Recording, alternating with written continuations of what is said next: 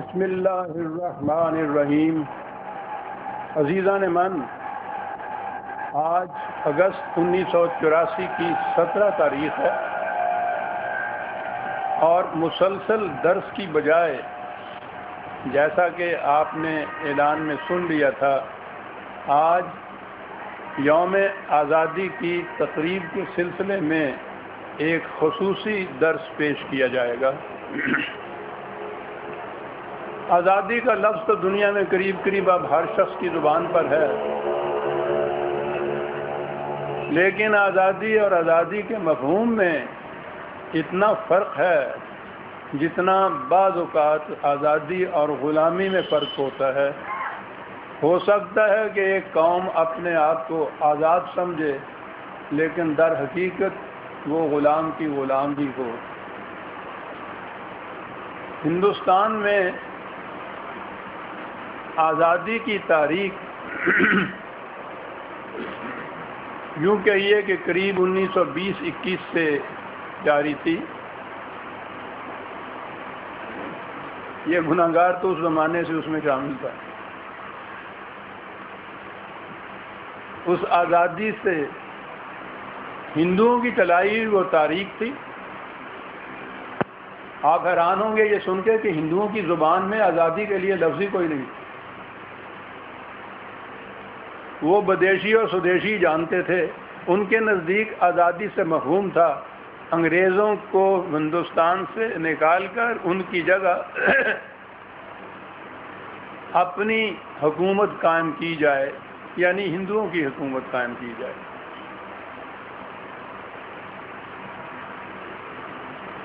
یہ آزادی علامہ اقبال کے دور میں زیادہ زور پکڑ گئی تھی، لیکن یہ اس آزادی کی تاریخ سے کنارہ کش تھی.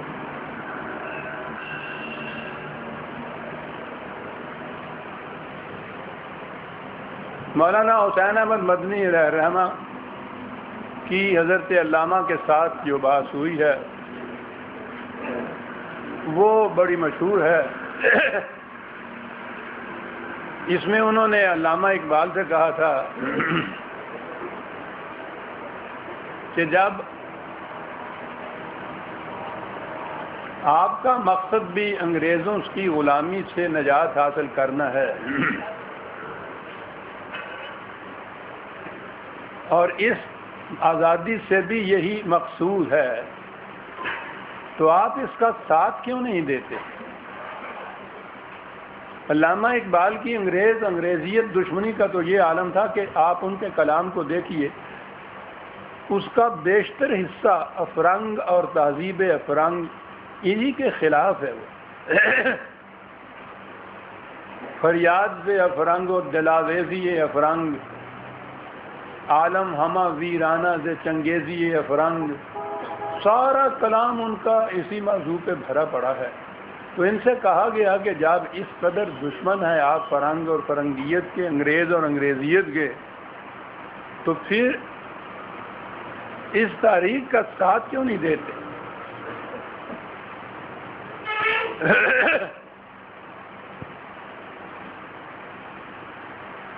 انہوں نے کہا تھا کہ آپ کے تصور آزادی اور ہمارے تصور آزادی میں فرق ہے.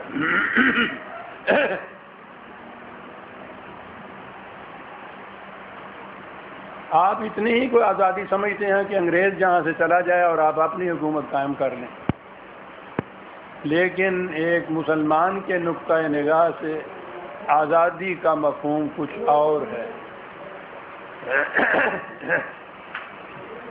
معاف فرمائیے گا. انہوں نے لکھا تھا، علامہ نے انہیں لکھا تھا، مسلمان ہونے کی حیثیت سے انگریز کی غلامی کے بند توڑنا اور اس کے اقتدار کو ختم کرنا ہمارا فرض ہے، لیکن اس آزادی سے ہمارا مقصد یہ نہیں کہ ہم آزاد ہو جائیں، بلکہ ہمارا اول مقصد یہ ہے کہ اسلام قائم رہے اور مسلمان طاقتور بن جائے. اس لیے مسلمان کسی ایسی حکومت کے قیام میں مددگار نہیں ہو سکتا جس کی بنیادیں انہی اصولوں پر ہوں جن پر انگریزی حکومت قائم ہے۔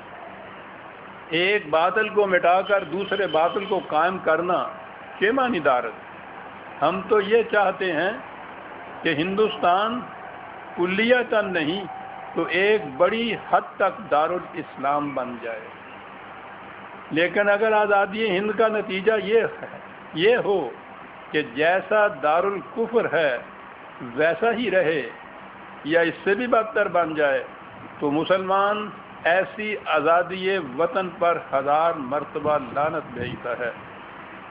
ایسی آزادی کی راہ میں لکھنا، بولنا، روپیہ صرف کرنا، لاٹھیاں کھانا، جیل جانا، گولی کا نشانہ بننا، سب کچھ حرام اور قطعی حرام۔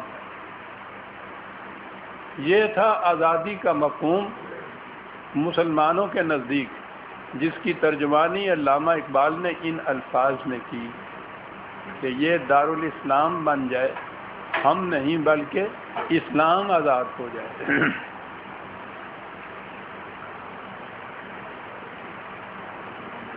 آج کل آپ نے یہ چیزیں تو عام طور پہ ہمارے نام نہاد رہنماؤں کی زبان سے سنی ہوں گی کہ صاحب وہ پاکستان کا مطالبہ اس لیے کیا گیا تھا کہ ہندو بڑا تنگ نظر واقع ہوا تھا، اس سے ہم مجبور ہو گئے تھے، وہاں معاشی کشاد کی کوئی صورت نہیں رہی تھی، اس لیے ہم نے یہ کچھ چاہا تھا، ہم اپنی حکومت چاہتے تھے اس لیے یہ چاہا تھا۔ اور جنہوں نے یہ تصور دیا تھا پاکستان کا، انہوں نے خود واضح کر دیا تھا کہ ہم کون سی آزادی چاہتے ہیں۔ یہ تھی وہ آزادی جس کا تصور ان حضرات کے ذہن میں تھا۔ انہوں نے کہا ہے نا کہ ہم چاہتے یہ ہیں کہ اسلام آزاد ہو جائے۔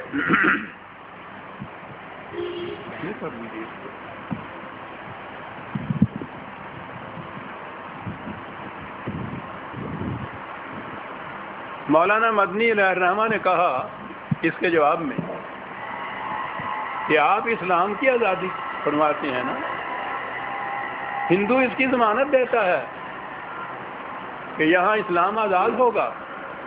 ان کے الفاظ یہ تھے، کانگریس میں ہمیشہ ایسی تجاویز آتی رہتی ہیں اور پاس ہوتی رہتی ہیں جن کی وجہ سے مذہب اسلام کے تحفظ اور مفاد کو ٹھیس نہ لگے۔ تو سیدھی بات ہے کہ آپ اسلام کی حفاظت چاہتے ہیں، ہندو اس کی ضمانت دیتا ہے، پھر آپ کیوں نہیں چاہتے؟ تو انہوں نے کہا کہ کچھ تبسم زیر لبی کے ساتھ فرمایا کہ مولانا جو فرق آزادی اور آزادی کے مفہوم میں بیان کیا ہے نا، اس سے کہیں زیادہ فرق اسلام اور اسلام کے مفہوم میں ہے۔ آپ حضرات کے نزدیک اسلام وہ ہے جو ہمارے دور ملوکیت میں وضع ہوا، تراشا گیا، اور اس میں مسلمان غلام کا غلام رہا۔ مسلمان کے نزدیک آزادی سے مفہوم یہ ہے کہ وہ ایک خدا کا اطاعت گزار ہو اور کسی انسان کی حکومت اس کے اوپر نہ ہو۔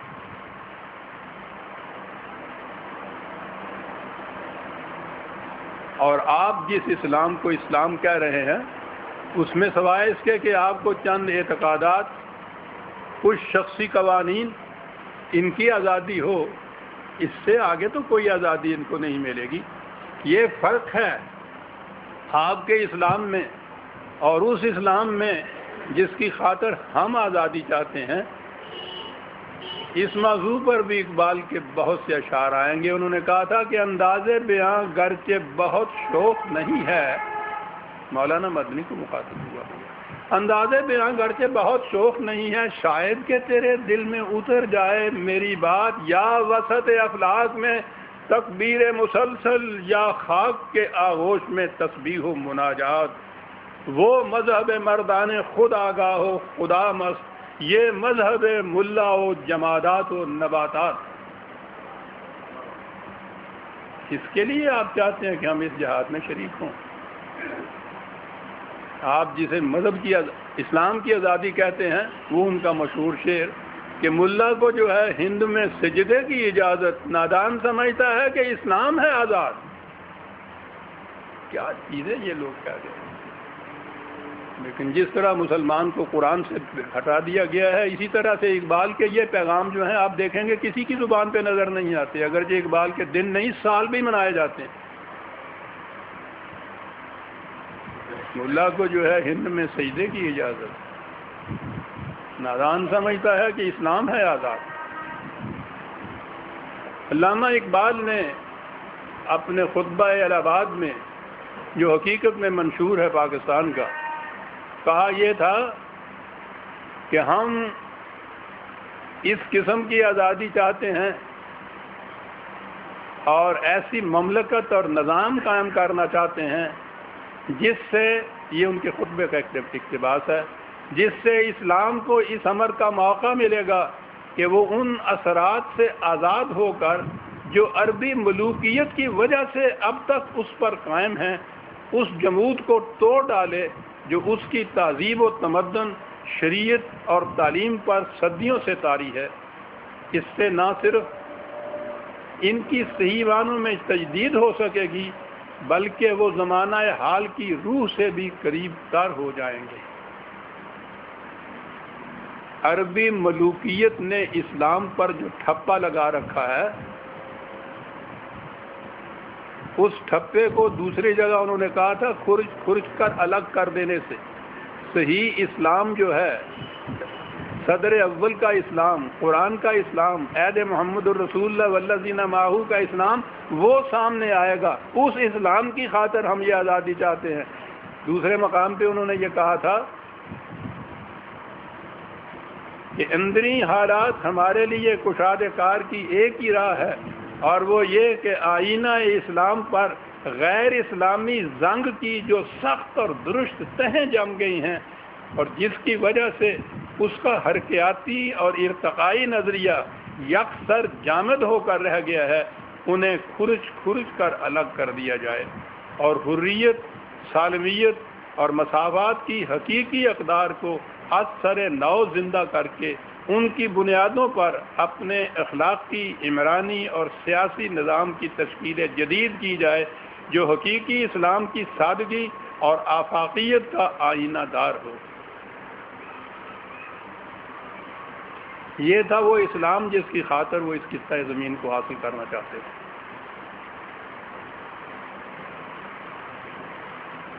جیسا کہ میں نے عرض کیا کہ یہ اسلام ہمارے دور ملوکیت میں وضع ہوا تھا، تراشا گیا تھا، اختراع کیا گیا تھا. اس کی بنیاد وضعی روایات اور فقہ کے قوانین پر تھی جس کی اجارہ داری ہماری مذہبی پیشویت کے پاس.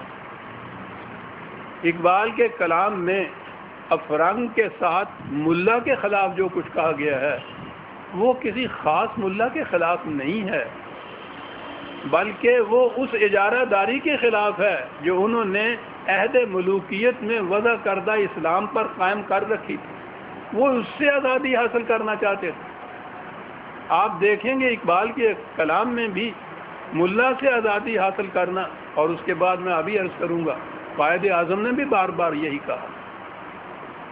اس کے لیے تھیوکریسی کا ایک لفظ ہے انگریزی سیاست کے اندر. ملا کی حکومت، مذہبی پیشوائیت کی حکومت. اقبال نے یہ کہا، قوم سے خطاب کرتے ہوئے یہ انہوں نے لکھا تھا کہ تمہارے دین کی عظیم الشان بلند فطری ملاؤں اور فقیہوں کے فرسودہ آہام میں جکڑی ہوئی ہے اور آزادی چاہتی ہے.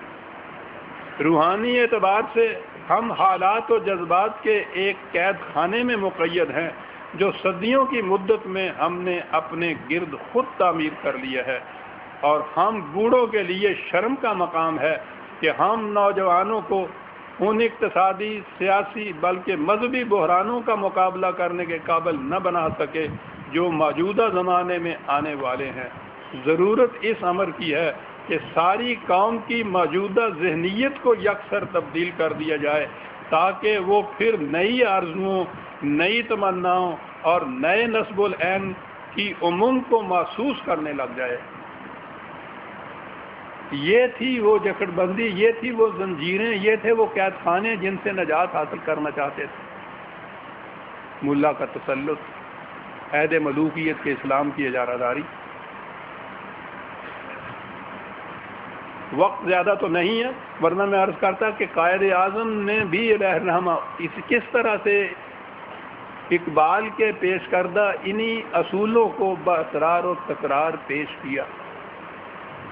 انہوں نے سن 48 میں یہ بات کہہ دی تھی، نہیں سن 38 میں، بلکہ میرا خیال ہے علی گڑھ یونیورسٹی کے یونین سے خطاب کرتے ہوئے انہوں نے کہا تھا، ابتدائی تھی پاکستان کی موومنٹ کی، کہ مسلم لیگ نے کم از کم ایک کام تو کر دیا ہے، اور وہ یہ کہ اس نے تمہیں مسلمانوں کے رجت پسند عناصر کے چنگل سے چھڑا دیا ہے، اور اس خیال کو عام کر دیا ہے کہ جو لوگ خود غرضی کا مفاد پرستانہ کھیل کھیل رہے ہیں وہ قوم کے غدار ہیں۔ اس نے بلا شک و شبہ تمہیں اس ناخوش آئند عنصر کی جکڑ بندیوں سے آزاد کر دیا ہے جس سے مولوی یا مولانا کہتے ہیں۔ قائد اعظم بات دو ٹوک کیا کرتے تھے، کھلے الفاظ میں یہ کہا کرتے تھے۔ انہوں نے کہہ دیا کہ ہم جس آزادی کے طلبگار ہیں وہ کیا ہے۔ میں نے عرض کیا کہ یہ ابتدا میں انہوں نے یہ کہا تھا، 1946 میں انہوں نے دلی میں مسلم لیجسلیٹرز کنونشن کے اجلاس سے خطاب کرتے ہوئے کہا تھا، اور پھر اسی کو گورنر جنرل کی حیثیت سے بھی دہرایا تھا کہ اسے اچھی طرح سمجھ لیجئے کہ ہم کس مقصد کے لیے لڑائی لڑ رہے ہیں۔ ہمارا نصب العین تھیوکریسی نہیں، ہم تھیوکریٹک اسٹیٹ نہیں بنانا چاہتے جس میں حکومت مذہبی پیشواؤں کے ہاتھ میں دے دی جاتی ہے کہ وہ بذام خیش خدائی مشن کو پورا کریں۔ بار بار اس کو دہراتے گئے وہ کہ تھیوکریسی مقصود نہیں ہے، تھیوکریٹک حکومت قائم نہیں ہم کرنا چاہتے۔ کس قسم کی حکومت کا قائم کرنا چاہتے ہیں؟ اقبال تو ایک ایک شعر میں بات کیا جاتا تھا کہ سروری زیبا فقط اس ذات بے ہمتا کو ہے، حکمراں ہے ایک وہی باقی بتان قادری،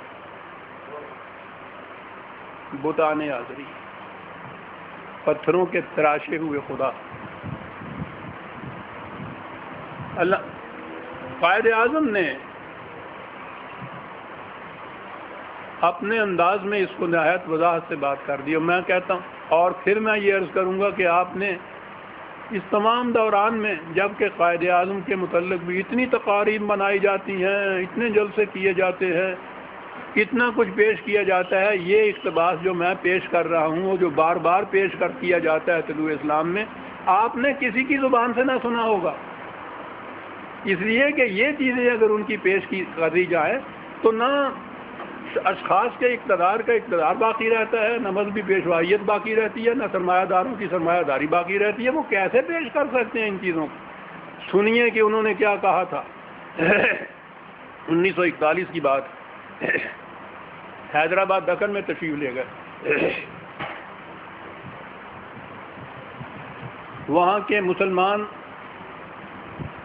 عثمانیہ یونیورسٹی کے طالب علموں نے ان سے انٹرویو لیا۔ اس انٹرویو میں یہ پوچھا کہ آپ جس قسم کی مملکت قائم کرنا چاہتے ہیں اس کی امتیازی خصوصیت کیا ہے جو آپ کہتے ہیں کہ وہ دنیا بھر کی دیگر مملکتوں سے بالکل منفرد ہوگی؟ اس کے جواب میں آپ نے یہ فرمایا، اور میں سمجھتا ہوں کہ قائد اعظم کا یہ ارشاد ہمارے ایوانات حکومت کے ایک ایک دروازے پہ لکھا ہوا ہونا چاہیے۔ فرمایا کہ اسلامی مملکت کے تصور کا یہ امتیاز ہمیشہ پیش نظر رہنا چاہیے کہ اس میں اطاعت اور وفا کیشی کا مرجع خدا کی ذات ہے، جس کی تعمیل کا واحد ذریعہ قرآن مجید کے احکام اور اصول ہیں۔ یہ تو مقنن تھے، مدبر تھے، بات کو صرف بسیط حقائق کی صورت میں پیش نہیں کرنا چاہتے۔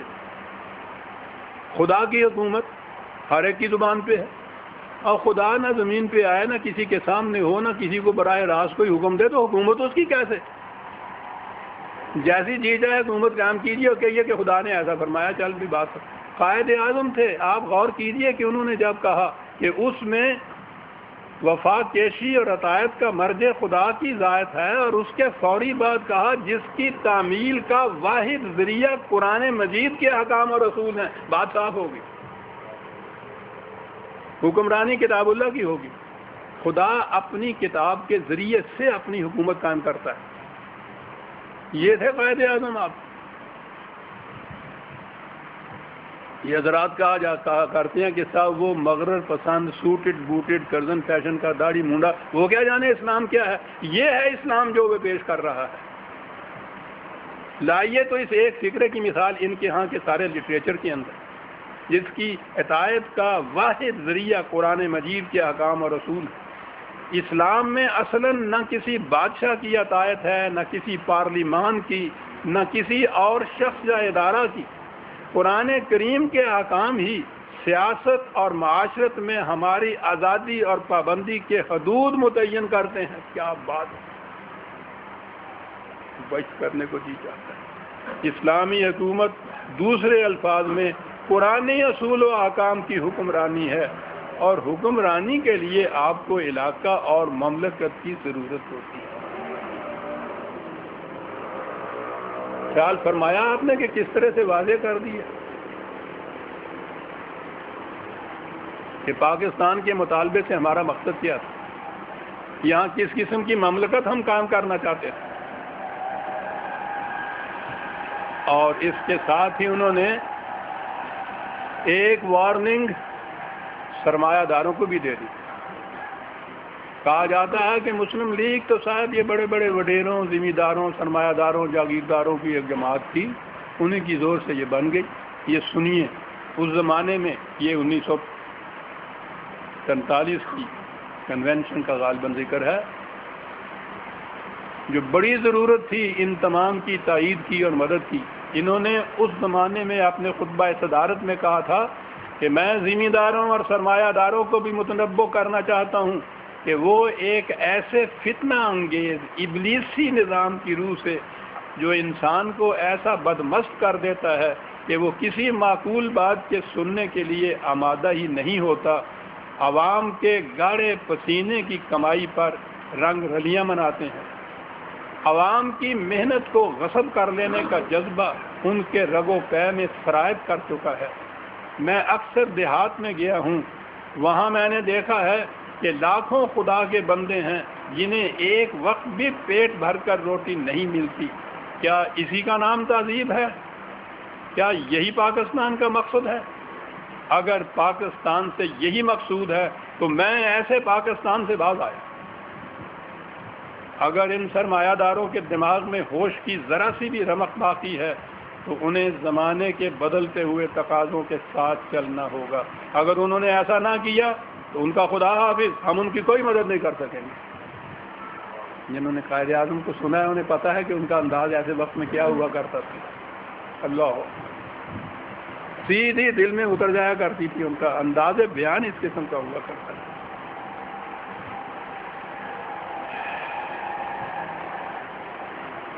عزیزان من، چند الفاظ میں یہ تھا مقصد اس خطہ زمین کے حاصل کرنے کا. یہ تھا مفہوم اس آزادی کا جس کے لیے ہم پاکستان کو متشکل کرنا چاہتے تھے.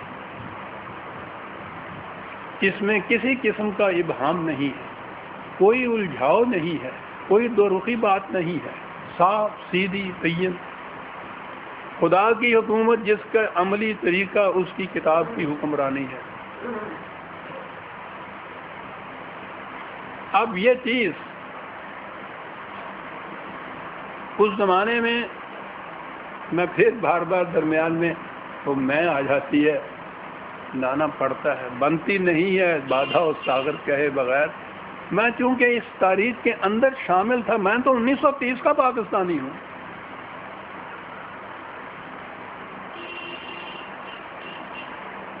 وہاں کے طلوع اسلام میں ہماری جنگ ہی ان مولوی صاحبان سے تھی، یہی کچھ بتانے کے لیے کہ اسلام ہے کیا.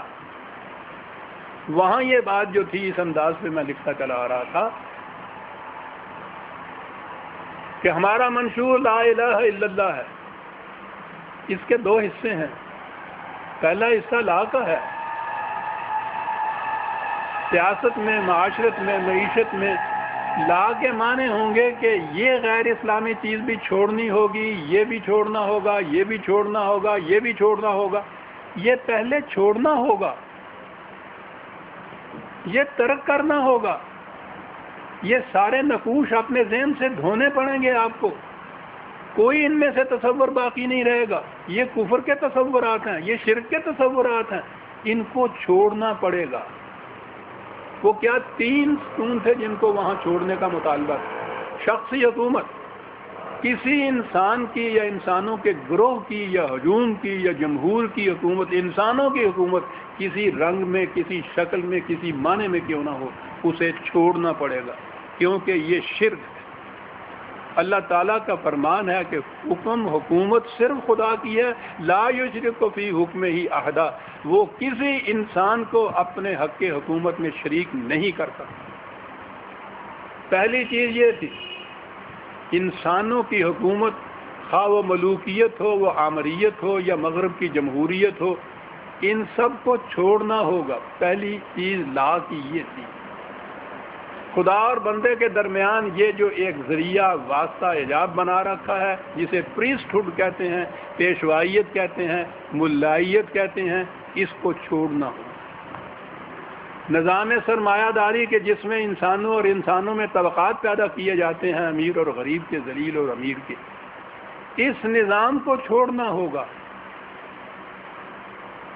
یہ تو حصہ لا تھا کہ جس کو چھوڑنا تھا. اور جب یہ بالکل لا و سلیٹ صاف ہو جاتی تو اس پر پھر رقم کرنا تھا آپ نے اسلامی یا قرآنی مملکت کے اصول اور اساسات.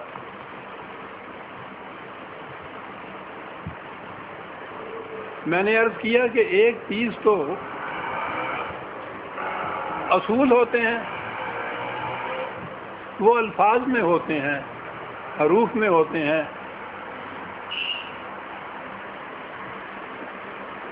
ان کا سمجھنا بھی ذرا مشکل بعض اوقات ہو جاتا ہے، اور پھر ان کا اثر بھی اتنا زیادہ نہیں ہوتا جتنا کہ محسوس مثالوں سے آپ کے سامنے کوئی چیز پیش کی جائے. میرا انداز یہی رہا ہے، وہاں بھی یہی صورت تھی. میں نے عرض کیا کہ یہ نظام مملکت، یہ نظام معاشرت اور معیشت جو قرآن نے پیش کیا ہے، اسے عملاً نبی اکرم صلی اللہ علیہ وسلم اور حضور کے خلفائے راشدین کے زمانے میں دنیا نے دیکھا.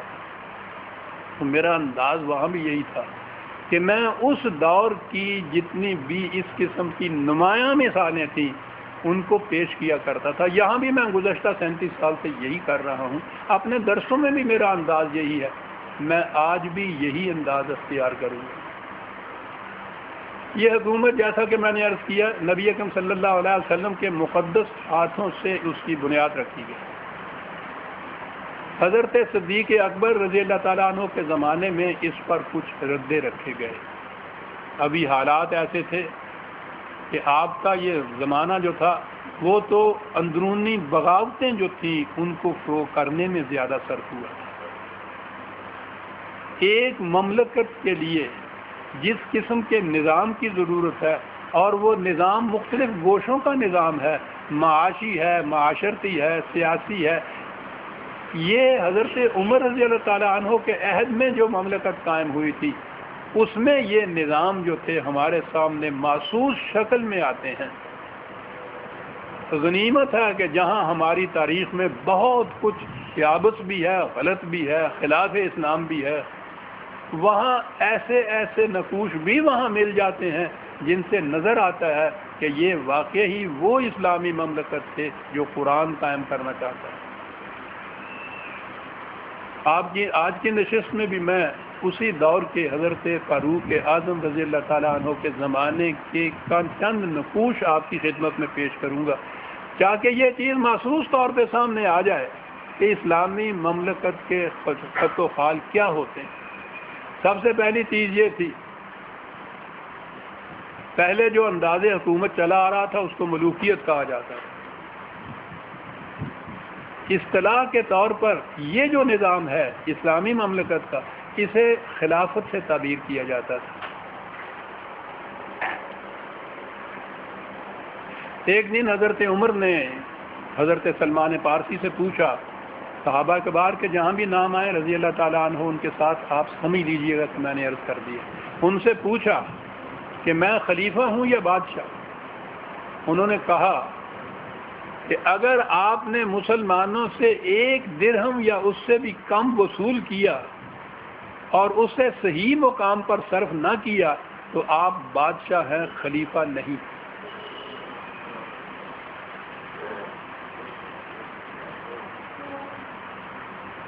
آپ کی آنکھوں میں آنسو آ گئے۔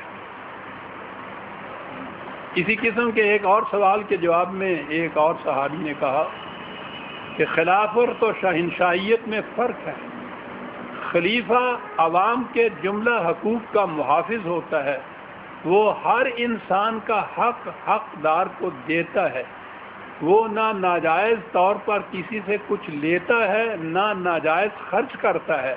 الحمدللہ کہ آپ خلیفہ ہیں، بادشاہ نہیں۔ بادشاہ زبردستی کرتا ہے، ایک سے چھین کر دوسرے کو دیتا ہے۔ اس انداز سے یہ حضرات سمجھے ہوئے تھے کیا فرق تھا خلافت اور بادشاہت کا فرق۔ ایک دفعہ کسی نے خود حضرت عمر سے یہ پوچھ لیا کہ آپ اپنے تجربے کی بنا پر بتائیے کہ خلافت کسے کہتے ہیں۔ آپ نے فرمایا کہ میں تو اتنا ہی جانتا ہوں کہ خدا کے سامنے حساب دیتے وقت یہ بتایا جا سکے کہ کہاں سے لیا تھا اور کسے دیا تھا۔ اگر اس کا جواب اطمینان بخش ہوا تو یہ خلافت ہے، ورنہ بادشاہت۔ کہاں سے لیا تھا؟ اس دور کے خلیفہ کا اپنی ذات کے لیے لینا تو سوال ہی پیدا نہیں ہوتا تھا۔ وہ تو میں ابھی عرض کرتا ہوں کہ جو وہ اپنی خدمت کے معاوضے میں لیتے تھے وہ کیا تھا؟ اپنی ذات کے لیے تو لیتے ہی نہیں، مملکت کے لیے لینا ہوتا ہے نا۔ اور اس کے لیے پھر جس انداز سے بھی لیا جائے، وجہ جواز اس کے لیے یہ پیش کی جاتی ہے کہ it is in the public interest. وہ ایسا ایک مبہم لفظ ہے، مقصد یہ ہوتا ہے کہ یہ مملکت کے، حکومت کے، رعایا کے مفاد میں ہے یہ ایسا لینا۔ اسلامی مملکت میں یا اس دور کی مملکت میں جس کا میں ذکر کر رہا ہوں، مملکت کے لیے بھی کب لینا جائز قرار پا سکتا تھا؟ حضرت عمر نے اس کے لیے بھی ایک مثال پیش کر دی۔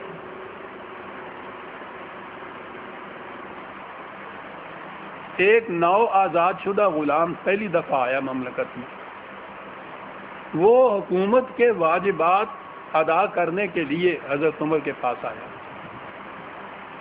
آپ نے کہا کہ میں نے تمہیں پہلے نہیں دیکھا۔ اس نے کہا کہ میں پہلی دفعہ ہی آیا ہوں اور مملکت کے واجبات ادا کر رہا ہوں۔ آپ نے کہا کہ مملکت نے تمہارے لیے کچھ کیا بھی ہے؟ غور سے سنیے گا۔ اس نے کہا کہ نہیں میں تو حال ہی میں آیا ہوں، ابھی تک تو کچھ نہیں کیا۔ کہا کہ یہ جو کچھ لائے ہو اس کو واپس لے جاؤ، اس وقت لے کے آنا جب مملکت تمہارے لیے کچھ کرے۔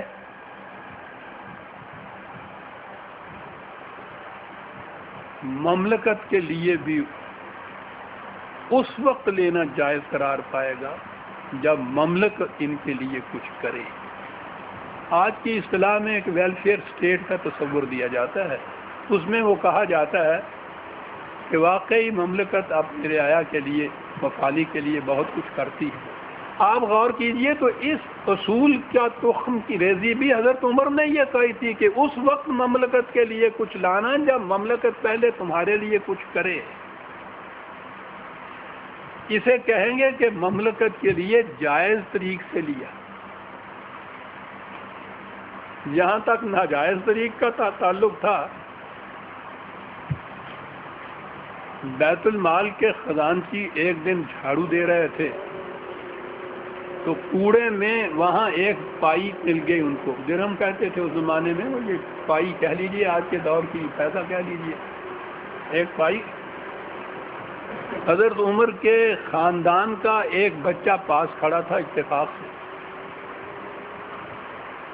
تو وہ پائی کسی حساب میں تو آ نہیں رہی تھی، انہوں نے وہ پائی لے کے اس بچے کو دے دی.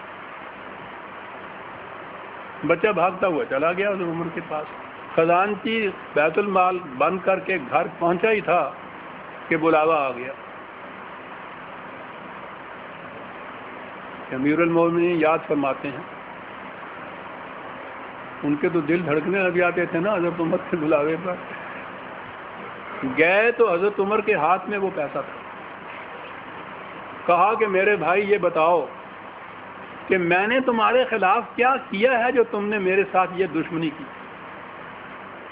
الفاظ تھے کہ کل کو قیامت میں امت مسلمہ جب مجھ سے پوچھے گی اس ایک پیسے کے متعلق تو میں کیا جواب دوں گا. جواب دہی کس سے ہو رہی ہے؟ امت مسلمہ جب پوچھے گی. اور فرمایا کہ جب یہ سوائے بجائے اس کے خدا یہ پوچھے گا، ٹھیک ہے یہ بھی بات وہی ہے، لیکن محسوس بات یہی ہے کہ جس قوم کا یہ پیسہ ہے جب وہ مجھ سے یہ پوچھے گی تو میں کیا جواب دوں گا. ایک دفعہ کسی ایک نے یہ کہہ دیا تھا کہ یہ بیت المال اس میں خدا کا مال ہوتا ہے، کسی کو کیا حق حاصل ہے کچھ پوچھنے کا. فوراً ایک صحابی نے اس کو ٹوک دیا کہ یہ مت کرو، یہ امت کا مال ہے اور امت کو حق ہے کہ تم سے پوچھے. یعنی وہ ان چیزوں کو تھیوریٹیکل نہیں رہنے دیتے تھے، ذہنی نہیں رہنے دیتے تھے. خدا کا مال ہے، وہ خدا کا مال ہے، ہم سب کا وہ خدا ہے، اس لیے ہم میں سے جس کا جی جائے لے لے، خدا کا جو ہوا کہنوں کی تیرے پہ ہو رہا. وہاں یہ ان کو پتا تھا کہ اس سے یہ گنجائش نکالی جا سکے گی کہ خدا کے مال کا محاسبہ کوئی انسان نہیں کرتا. انہوں نے وہیں یہ چیز کہہ دی کہ نہیں، یہ امت کا مال ہے اور امت کے ہر فرد کو حق حاصل ہے کہ وہ تم سے محاسبہ کرے، حتیٰ کہ خلیفہ سے بھی محاسبہ کرے کہ غنیمت میں جو چادریں آئی تھیں تمہارے حصے میں تو ایک ہی چادر آئی تھی، ایک چادر سے تو اتنا بڑا لمبا کرتا نہیں بن سکتا تھا، یہ کرتا کس طرح سے بن گیا؟ خلیفہ صاحب ممبر سے اتر کے جواب دیجئے. ممبر سے اتر کے خلیفہ نیچے آ گیا، کہنے لگا کہ جب تک اس سوال کا اعتراض کا اطمینان بخش جواب میں نہیں دے لوں گا اس وقت میں خلیفہ نہیں ہوں، اس لیے میں نیچے اتر آیا ہوں. اس وقت میں خلیفہ نہیں ہوں. اور بیٹے کو آواز دی کہ بیٹا ذرا ان کو جواب دینا. انہوں نے کہا کہ جو مجھے چادر ملی تھی میں نے وہ باپ کو دے دی تھی، اس لیے 2 چادروں سے یہ کرتا بنا ہے. معترض نے کہا کہ ہم مطمئن ہیں. آپ کھڑے ہو گئے، کہنے لگے اب میں خلیفہ ہوں. اس سے لینا اور کہاں کا دینا عزیزان میں. اس کا اثر کیا تھا؟ ایران فتح ہوا، مدائن دارالخلافہ اس ایران کی ہزاروں سال کی تہذیب میں وہاں جو نوادرات جمع کر رکھے تھے، جو جوہرات جمع کر رکھے تھے، اس قدر بڑا خزانہ جمع کر رکھا تھا، وہ سارے کا سارا ان عربوں کے ہاتھ میں آ گیا. کل تک جن کا گزارا کھجوروں کی گٹھلیوں پہ ہوا کرتا تھا، اور وہ زر سیال نہیں تھا جو زمین کے نیچے سے ویسے نکل آیا تھا، جانے دے کے انہوں نے اس چیز کو حاصل کیا تھا. مدائن فتح ہوا تو وہاں کے تمام نوادرات اور خزائن اور یہ چیزیں وہ تو مرکز میں بھیجی جاتی تھی، وہ مرکز میں بھیجی گئیں. اہل مدینہ کی آنکھیں کھلی کی کھلی رہ گئیں یہ دیکھ کر، ان کے تصور میں بھی نہیں آ سکتا تھا.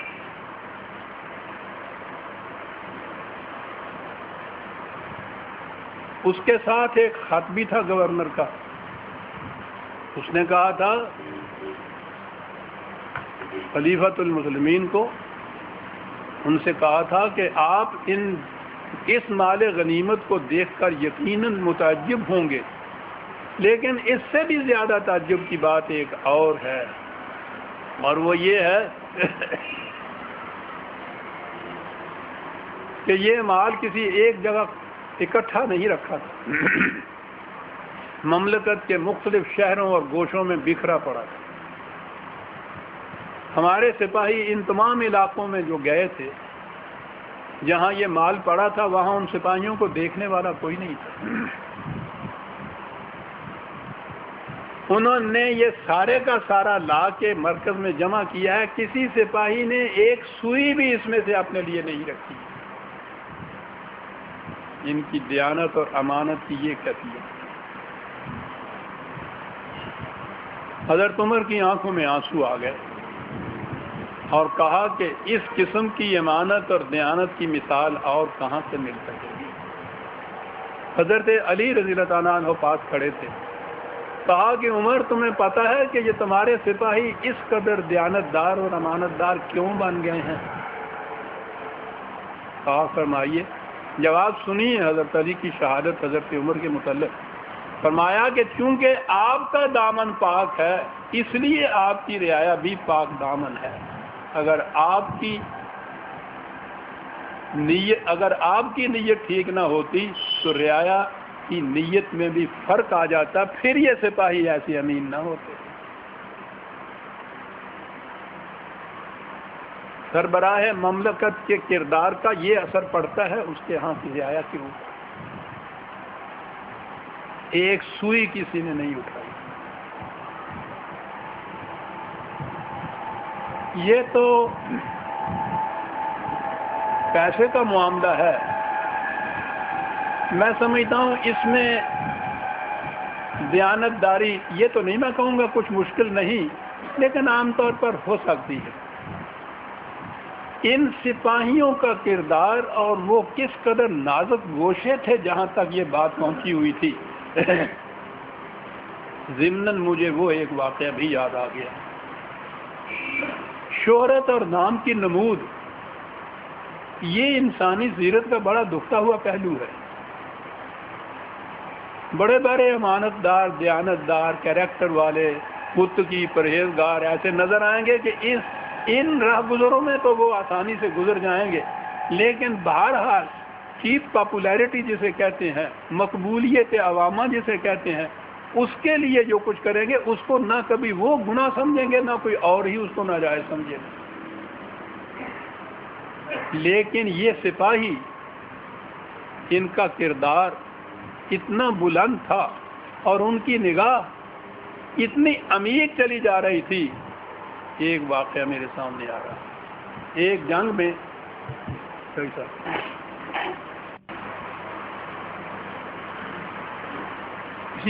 میں دشمن کا ایک سردار وہ اتنا زیادہ جرأت اور بصالت سے لڑتا تھا کہ وہ کسی سے مغلوب ہی نہیں ہوتا اور بڑا نقصان پہنچ رہا تھا. سپہ سالار نے یہ اعلان کیا کہ جو سپاہی اس کا سر کاٹ کر لے آئے گا اسے 1000 دینار انعام دیا جائے گا. دوسرے دن لوگوں نے دیکھا کہ اس سپہ سالار کے خیمے کے باہر اس سردار کا سر پڑا ہوا تھا اور کوئی شخص اس کے قریب نہیں تھا. سپہ سالار نے اعلان کیا, کوشش کی معلوم کرے کہ کون ہے جو کاٹ کے یہ پھینک گیا تھا. یہاں کوئی نہ آیا. انہوں نے اعلان میں قسم دے دی کہ جس نے یہ کیا ہے اسے میں قسم دیتا ہوں کہ وہ آ کے مجھے بتائے. سپاہی آ گیا. اس نے کہا کہ یہ تم نے یہ کیا ہے, یہ کاٹ کے رکھا. کہنے لگے ہاں میں نے ہی کیا ہے. کہنے لگے کہ یہ اتنا بڑا کارنامہ تھا تم نے خدا کے کیوں نہ بتایا. کہا کہ یہ میرا فریضہ منصبی تھا اور فریضہ ادا کرنے کے لیے ضرورت نہیں ہے کہ بتایا بھی جائے کہ میں نے ادا کیا. سپاہی کہنے لگے تمہارا نام کیا ہے؟ کہا کہ یہ آپ اس لیے پوچھ رہے ہیں کہ پھر آپ اس نام کی مشہوری کریں, شہرت کریں, لوگوں تک یہ بات پہنچے تو میرے عمل کا تو بیڑا غرق ہو جائے گا. جب اس میں نام آ جائے گا میں نام نہیں بتانا چاہتا. کہا کہ 1000 روپے وہ جو دینار یہ نام تھا وہ تو لیجئے. کہنے لگا کہ میں جنت اتنی کم قیمت کی نہیں بھیجنا چاہتا. عزیزان مان یہ کل کے بدبو تھے وہاں کے. نمود کی خواہش تو ان کے خون کے ذروں میں حلول کر چکی ہوئی تھی، اس انداز سے کر چکی ہوئی تھی کہ بدر کے میدان میں جب ابو جہل کی چھاتی پہ ایک مجاہد سوار ہوا اور اس کا گلا کاٹنے لگا تو اس نے کہا کہ میرے گلے کو ذرا نیچے سے کاٹنا، گردن ذرا لمبی رہے. اس نے کہا اس میں تو بڑی تکلیف ہوگی، ہڈیاں ہیں. کہنے کہ جتنا جی چاہے تکلیف اس میں ہو، لیکن یہی کرنا تم نے اور نیچے سے کاٹنا. کہنے کی وہ کہے کے لیے ان کے ہاں یہ رواج تھا کہ جنگ کے بعد یہ جو بڑے بڑے سردار تھے ان کے سروں کو نیزوں پہ ٹانگ کے ان کا جلوس نکالتے تھے. کہنے لگا کہ جب وہ جلوس نکلے گا تو ابو جہل کا سر باقیوں کے سر سے اتنا اونچا ہوگا. اندازہ لگائیے. یہ تھی یہ قوم، انہی میں کہ یہ سپاہی تھے جو نام نہیں بتا رہے تھے کہ اس سے نمود کی خواہش آ جائے گی، جو معاوضہ نہیں لے رہے تھے کہ اس سے جنت بک جاتی ہے. کس چیز کا نتیجہ تھا؟ وہی سربراہ مملکت اور ارباب اقتدار، ان کے ہی کردار کا یہ نتیجہ تھا جو ان کے اوپر آیا. یہ جو میں نے ابھی عرض کیا تھا کہ اپنی ذات کے لیے لینے کا تو وہاں سوال پیدا نہیں ہوتا تھا، اپنی ذات کے لیے بہرحال لینا تو تھا ہی، کیونکہ وہ تو سارا وقت مملکت کے لیے دے دیا گیا تھا. آتے کہاں سے؟ خود تجویز کیا اپنے لیے. خلیفۃ المسلمین نے اپنے لیے اپنا وظیفہ خود تجویز کیا، اور وہ یہ تھا کہ کپڑوں کے 2 جوڑے، ایک گرمی کا ایک سردی کا، حج اور عمرہ کے لیے ایک ایک احرام. اس کے بعد آپ نے خود یہ اپنے لیے لکھا تھا کہ میرے اور میرے اہل و عیال کے لیے فی کس اتنا کھانا جو قریش کے ایک آدمی کی خوراک ہے، نہ اس سے زیادہ نہ اس سے کم. اس کے بعد میں مسلمانوں کا ایک فرد ہوں، جو حال ان کا سو حال میرا. 22 لاکھ مربع میل کی مملکت کا واحد سربراہ،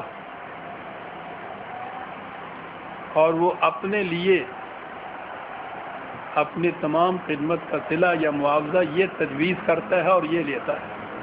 ایک جوڑا ہی تو تھا. اسی لیے تو کبھی ایسا ہوتا تھا کہ وہ کسی اجتماع کے لیے باہر لوگ انتظار کر رہے ہوتے تھے تو باہر وقت پہ آ نہیں سکتا تھا. آنے پر جو وہ پوچھا کہ دیر کیوں ہوگی تو کہا کہ معاف رکھیے گا، یہ کرتا دھو کے میں نے سوکھنے کے لیے ڈال رکھا تھا، یہ سوکھ نہیں رہا تھا، میں ننگا تھا، آتا میں کس طرح سے. یہ کیفیت تھی دیانت کی.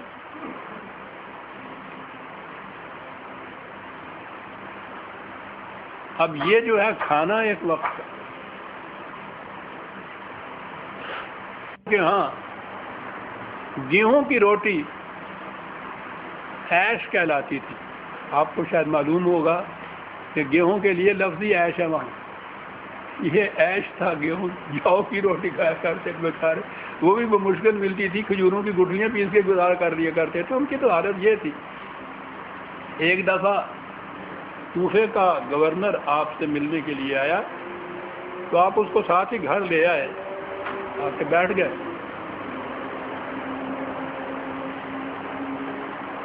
ٹھیک،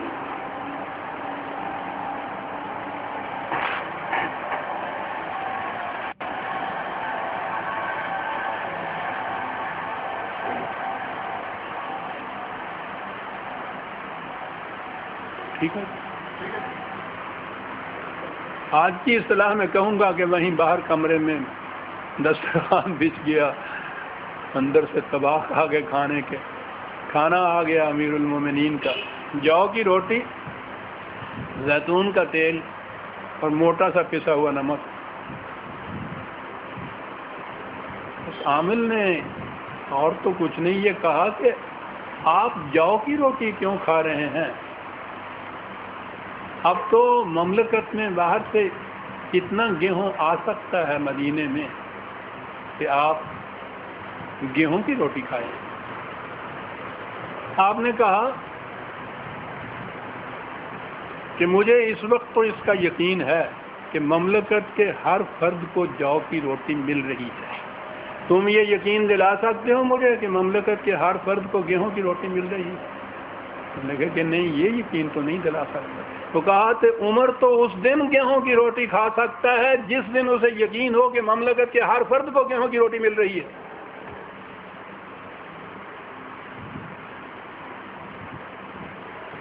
عزیزان مان، آج کی دنیا میں میرا خیال ہے یہ کچھ افسانے سے نظر آئیں گے، افسانے نہیں ہیں، حقیقتیں ہیں جو ہم ہی نے بیان نہیں کی۔ غیر مسلم محققین اور مورخین نے بھی اپنی تحقیق کے بعد یہ واقعات لکھے۔ قحط کے زمانے میں آپ نے یہ حکم دے دیا کہ اہل مدینہ اپنے اپنے گھر میں کھانا نہیں کھائیں گے، جو کچھ ہوگا وہ باہر آ جائے گا۔ قحط زدہ لوگ دور دور سے مدینہ کے باہر جمع ہو گئے تھے۔ اس دور کے یوں مہاجرین آپ کہہ لیجئے، ان کے لیے انتظام یہی کیا گیا پہلے کہ جو کچھ کسی کے پاس ہے وہ سارے کا سارا ایک دسترخوان پہ بیٹھ کے اکٹھے کھا لیں۔ خلیفۃ المسلمین بھی انہی میں شامل تھے، وہ بھی اسی دسترخوان پر بیٹھتے تھے۔ جس قسم کا وہاں کھانا آتا تھا آپ عام طور پہ اس کے عادی نہیں تھے، آپ کی صحت پر بڑا خراب اثر اس کا پڑنا لگ گیا۔ رفقا نے یہ کہا کہ آپ یہ نہ کیجئے، صحت بھی اثر پڑ جائے گا، آپ جو اپنے معمول کے مطابق کھاتے تھے وہی گھر سے منگا کے کھا لیا کیجئے، اور معمول آپ کو ہم نے بتائی دیا کہ جو کچھ تھا۔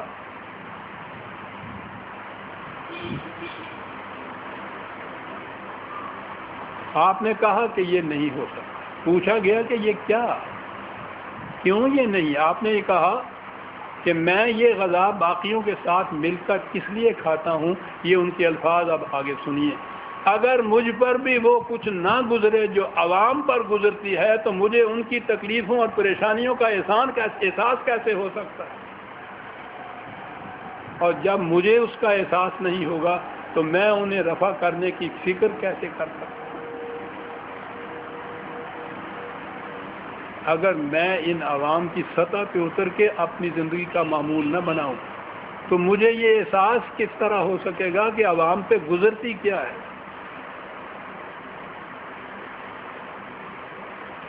آج تو عوام کا ہر فرد اپنے سے ذرا بڑے صاحب اقتدار سے کہہ سکتا ہے کہ تمہیں خاکساروں کی کیا خبر، کبھی نیچے اترے ہو بام سے؟ یہ بام پہ چڑھتے ہی نہیں تھے جو یہاں سے نیچے اترنا پڑے، یہ تو پہلے ہی خاکساروں کے ساتھ بیٹھے ہوئے ہوتے۔ ایک دفعہ آپ نے دوسرے مقام پہ یہ کہا تھا کہ اگر میں پیٹ بھر کر کھڑا ہو جاؤں اور دوسرے انسان بھوکے ہوں تو اس کے ایک ہی معنی ہے کہ میں لوگوں کا اچھا والی نہیں ہوں۔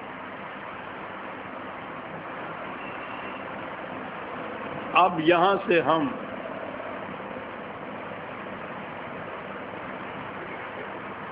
پرانی مملکت کے یا اس دور خلافت کے معاشی نظام کی طرف آتے ہیں، اور یہ بنیاد ہے اصل میں۔ خدا کی رزاقیت جو ہے، اس کی ربوبیت عالمینی، جو جہاں سے قرآن کی ابتدا ہوتی ہے الحمدللہ ہے، عام ترجمہ ہی صحیح، خدا مستحق کے حمد و ستائش ہے۔ کیوں؟ رب العالمین ہے، ربوبیت کرتا ہے، سامان نشو و نما مہیا کرتا ہے، رزق دیتا ہے، روٹی دیتا ہے، تمام کائنات، اس لیے باعث حمد و ستائش ہے۔ تو خدا کے نام پر قائم ہونے والی مملکت کی بنیادی ذمہ داری یہ ہے کہ وہ ربوبیت عالمینی جسے کہتے ہیں، اس میں اپنے اور بیگانے، غیر اور خوددار، مسلم اور غیر مسلم، کسی کی تمیز نہیں، ہر انسان کی ربوبیت کی ذمہ داری اس مملکت کے سر ہوتی ہے۔ یہ قرآن کا حکم ہے، اور اسی کی تفسیر حضرت عمر نے اپنے ان الفاظ میں بتائی تھی جو مجھے اس کا فخر ہے کہ میں نے اس چیز کی ابتدا یہاں کی. اور اب تو یہ عام مشہور ہے ان کا فکرہ جو آپ نے فرمایا تھا کہ اگر فرات کے کنارے پر کوئی کتا بھی بھوک سے مر گیا تو عمر سے اس کی بھی باز پرس ہوگی. انسان تو ایک طرف رہا، ایک فرد بھی مملکت میں سے اپنی ضروریات سے محروم اگر رہ گیا تو عمر سے اس کی بھی باز پرس ہوگی. ذمہ داری آپ ملاحظہ فرما رہے ہیں.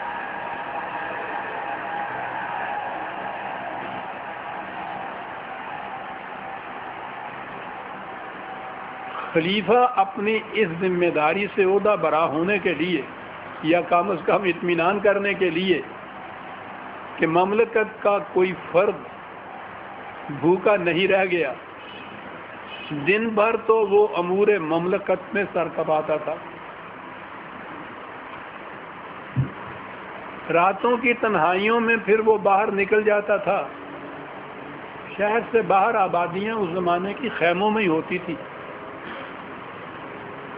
خاموشی سے یہ پتہ وہ کہتا تھا کہ مملکت کا کوئی فرد کسی مصیبت میں کسی تکلیف میں تو نہیں ہے، اور اس لیے جاتا تھا کہ براہ راست اس کا علم حاصل ہو جائے. میں آگے چل کے بیان کروں گا. انہوں نے یہ کہا تھا کہ میں اس لیے براہ راست یہ کرتا ہوں کہ ہو سکتا ہے کہ وہ مصیبت زیادہ مجھ تک نہ پہنچ پائے اور میرے عمال میں سے کوئی اس کی اطلاع مجھے نہ دے، تو جو صورتیں بھی ہوگی اس کی ذمہ داری تو مجھ پر ہی عائد ہوگی. اس لیے وہ راتوں کو گشت کیا کرتے ہیں. کئی واقعات ہیں راتوں کے، میں ان میں سے ایک پیش کرنا کروں.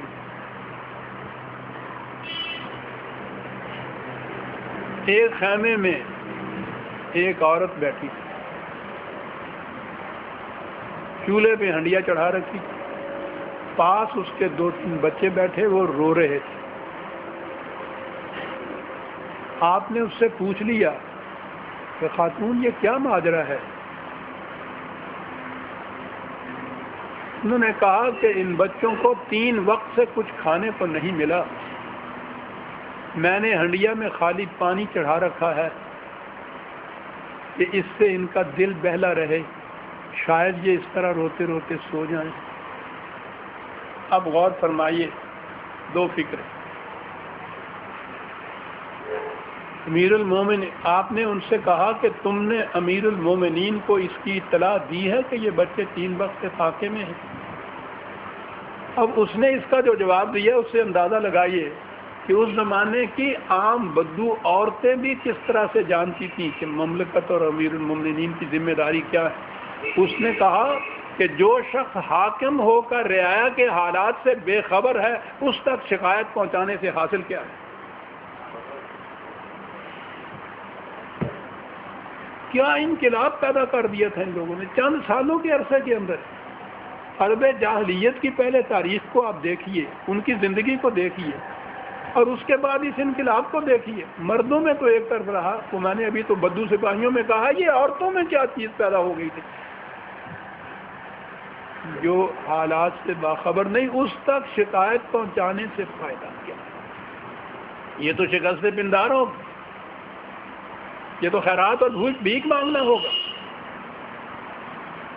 اور بھیک اور خیرات کے متعلق تو نبی اکرم صلی اللہ علیہ وسلم کا وہ ارشاد چمکتا ہوا ہے کہ خیرات سے انسان کا دل مردہ ہو جاتا ہے، دینے والے کا بھی لینے والے کا. اس میں تکبر پیدا ہو جاتا ہے، جس میں آنا کی شکست ہو جاتی ہے. یہاں تو کسی مفلس مستحق کو ملتا تھا تو اس کے حق کے طور پر ملتا تھا، حق للسائل والمحروم، ایز آف رائٹ، نہ کہ چیریٹی کے طور پر.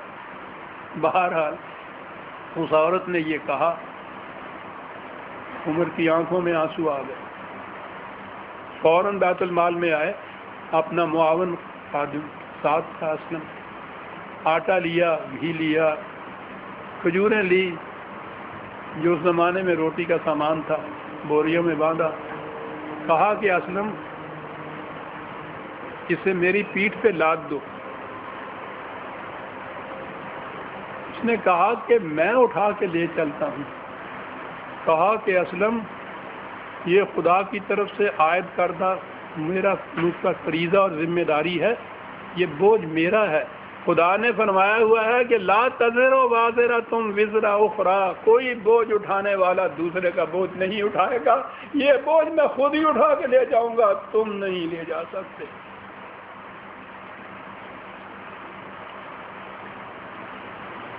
کہاں کہاں قرآن ان کی رہنمائی نہیں کرتا، خود اٹھا کے لے گئے، عورت کو دیا، اس نے روٹی پکائی، آپ چولہا جھونکتے رہے، وہ روٹی پکاتی رہی، بچوں سے دل بہلاتے رہے، کچھ کہانیاں سناتے ہوں گے۔ بچوں نے کھانا کھایا، بڑی خوشی سے وہ کچلتے کوچتے ہوئے سو گئے۔ آنے لگے، اس عورت نے کہا کہ میرے بھائی خدا تمہیں جزائے خیر دے، امیر المومنین ہونے کے قابل تو تم تھے نہ کہ عمر، اور یہ سچ ہے، امیر المومنین ہونے کے قابل یہی تھے۔ اور اس سے بھی وہ واقعہ جس کو جب بھی حضرت عمر یاد کیا کرتے تھے آنکھوں میں آنسو آ جایا کرتے تھے۔ رک جاؤ شیخ صاحب، رک جاؤ۔ سفر سے واپسی پر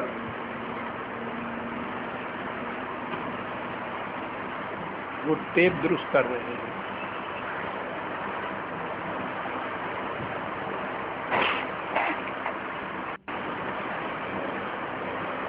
شام کے ویرانے میں ایک خیمہ نظر آیا، حسب معمول اسی طرح سے وہاں چلے گئے۔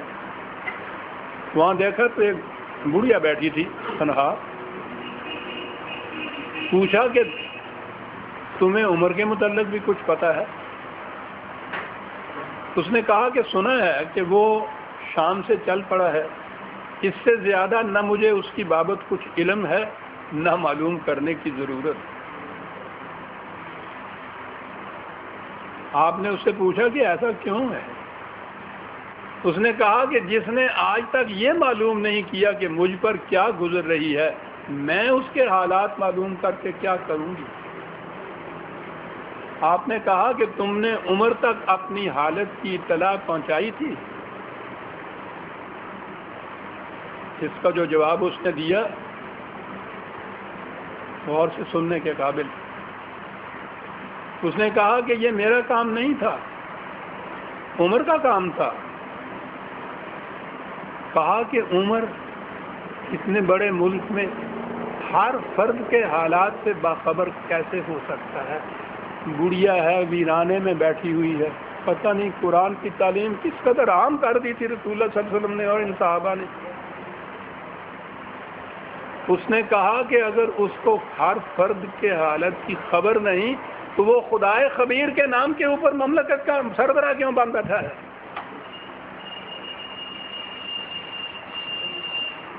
مملکت کے سربراہ کے اندر بحد بشریت خدائی صفات کا نمودار ہونا چاہیے، اور ان صفتوں میں ایک صفت وہ بھی ہے کہ وہ خبیر ہے۔ تمہیں اس مملکت کے امیر کو خبیر ہونا چاہیے،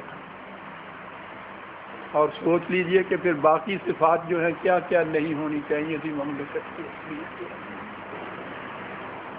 حضرت عمر باقی عمر کے حصے میں اس واقعہ کو یاد کر کے رویا کرتے تھے، اور کہا کرتے تھے کہ خلافت و ملوکیت میں فرق کیا ہے، اس کے متعلق شام کے ویرانے کی اس بڑھیا نے عمر کو بتایا تھا،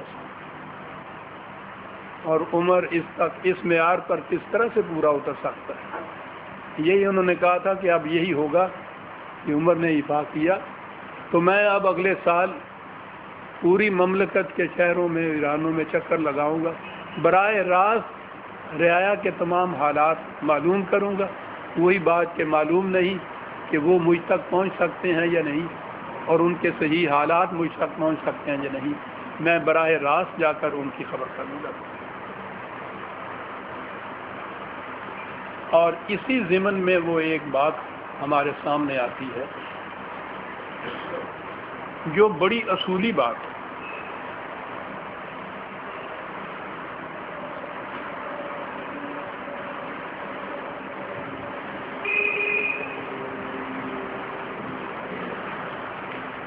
میں نے عرض کیا ہے کہ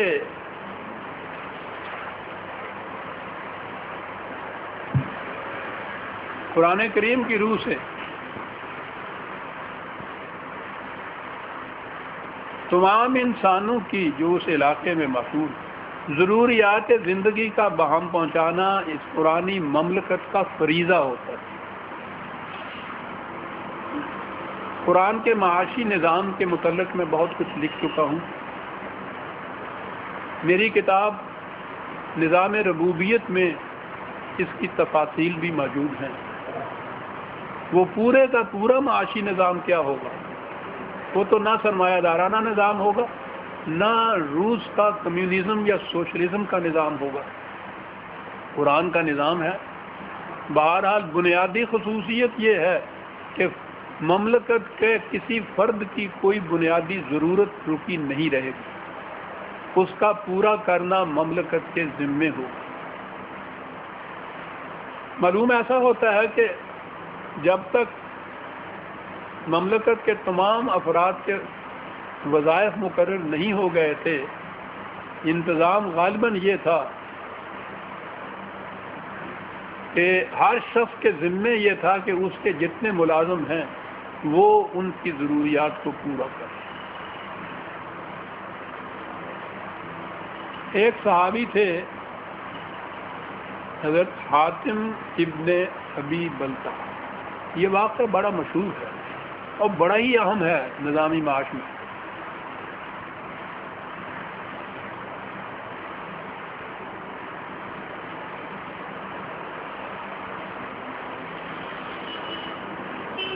معلوم ہوا کہ ان کے صحابی کے بعد ملازموں نے کسی شخص کا اونٹ چرا کر ذبح کر کے کھا لیا ہے۔ پکڑے گئے، جرم کا اعتراف کیا، تو اس صورت میں تو وہ حد لازم آ جاتی سزا کے لیے، لیکن وہاں تو انداز اور تھا۔ سزا نافذ کرنے سے پہلے حضرت عمر نے خود ان کو بلایا اور پوچھا کہ تم نے یہ کیوں کیا ہے؟ انہوں نے کہا کہ ہمارا مالک کام تو ہم سے بڑی مشقت کا لیتا ہے، لیکن کھانے کو اتنا کم دیتا ہے کہ اس سے ہمارا پیٹ نہیں بھرتا۔ ہم مجبور ہو گئے تھے بھوک سے کہ چوری کر کے یہ اونٹ کھاتا ہے۔ انہوں نے کہا کہ یہ کیفیت ہے، ان کو تو انہوں نے بری قرار دی اور بلا لیا حاتم کو۔ اس سے کہا کہ یہ جرم جو انہوں نے کیا ہے اس کے مجرم تم ہو، جس نے ایسے حالات پیدا کر دیے کہ وہ چوری کرنے پہ مجبور ہو گئے۔ چاہیے تو یہ تھا کہ تمہارا ہاتھ کاٹ دیا جائے، لیکن یہ پہلا جرم ہے، میں ایسی سخت سزا تو نہیں دیتا۔ اس وقت تو صرف اس اونٹ کی قیمت اس کے مالک کو ادا کر دو، آئندہ اگر ایسی شکل پیدا ہو گئی تو چور کی سزا تمہیں دی جائے گی، چور کو نہیں دی جائے گی۔ اور اصول اس سے یہ قائم کر دیا کہ معاشرے میں اگر ایسے حالات پیدا کرنے کے اہل معاشرہ کے افراد جو ہیں، معاشرہ کے افراد مجبور ہو جائیں اس قسم کے جرائم کے اوپر، تو اس کی سزا ان مجرموں کو نہیں، معاشرے کو ملے گی۔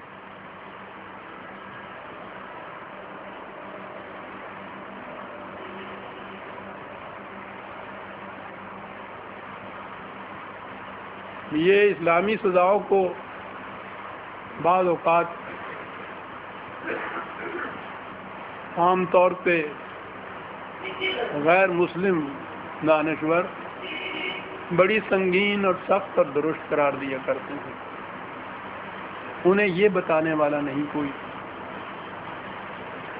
کہ یہ سزائیں اس معاشرے کے اندر ہیں جس معاشرے میں پہلے کیفیت یہ پیدا کر دی جائے، جس معاشرے میں کیفیت یہ ہو کہ تمام افراد معاشرہ کی بنیادی ضروریات زندگی خود پوری ہوتی رہے، کسی کی ضرورت پوری رکے نہیں، اس میں اگر کوئی فرد پھر چوری کرتا ہے تو اس کو تو سخت سے سخت سزا ملنی چاہیے۔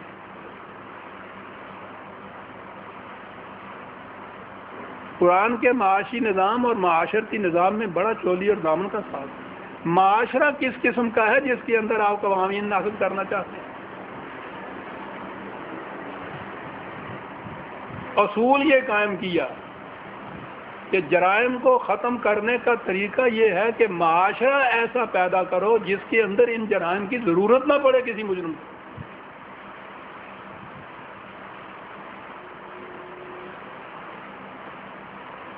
یہ تھا وہ طریق کہ جس سے آج ہم جب دیکھتے ہیں حضرت ابوبکر صدیق کے زمانے میں انہوں نے حضرت عمر کو مجسٹریٹ مقرر کر دیا تھا مدینے کا، سال بھر کے بعد آ کے انہوں نے وہ کاغذات واپس کر دیجیے کہ یہ لے لیجیے مجسٹریٹی کے کاغذات۔ کہنے لگے کیا ہوا؟ کہنے لگے سال بھر میں کوئی مقدمہ ہی نہیں آیا۔